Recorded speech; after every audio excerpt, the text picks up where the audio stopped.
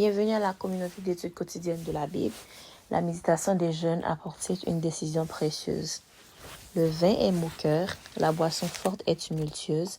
Quiconque s'y égare ne deviendra pas sage. Proverbe 20, verset 1er. La consommation de boissons alcoolisées n'est pas une coutume exclusive à notre époque. Les premières décennies du XXIe siècle, mais remontent à des temps immémoriaux, parce qu'elle produit d'abord de la joie et de la frénésie, puis submerge le buveur, le plonge dans un état de stupeur. Belshazzar, souverain de Babylone, était un très puissant et très riche, mais il a été vaincu pour avoir fait un mauvais choix dans sa jeunesse. Ayant pris goût aux boissons enivrantes et à la débauche, un jour alors qu'il était roi de Babylone, son désir de popularité l'a incité à préparer un grand banquet pour les magnats de son empire et leurs femmes.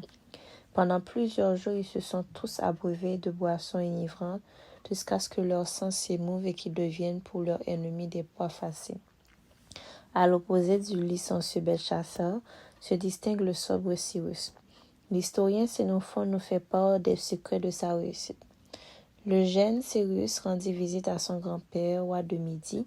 Il demanda s'il pouvait être les chansons du roi, car il décidait faire une surprise à son grand-père âgé.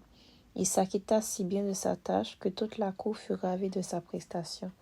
Satisfait du jeune Cyrus, son grand-père le félicita pour son ingéniosité, mais nota cependant que le jeune homme avait omis un point très important. Il n'avait pas goûté le vin comme l'aurait fait une chanson digne de confiance. Mais Cyrus avait fait exprès de ne pas y goûter. Il répondit immédiatement à son grand-père qu'il pensait que le vin contenait du poison. Quand le roi lui demanda pourquoi il pensait ainsi, Cyrus répondit « Il y a quelques jours, j'ai observé le roi buvait beaucoup de vin et qu'il se comportait ensuite comme un fou. Une boisson qui produit un tel effet doit contenir du poison.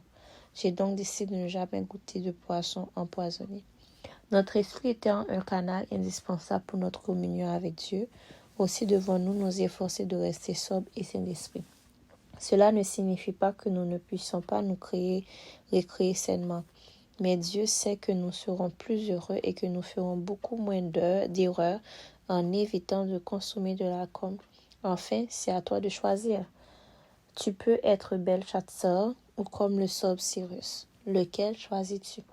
Une décision précieuse, le vin est moqueur, la boisson forte est tumultueuse, quiconque s'égare ne deviendra pas sage.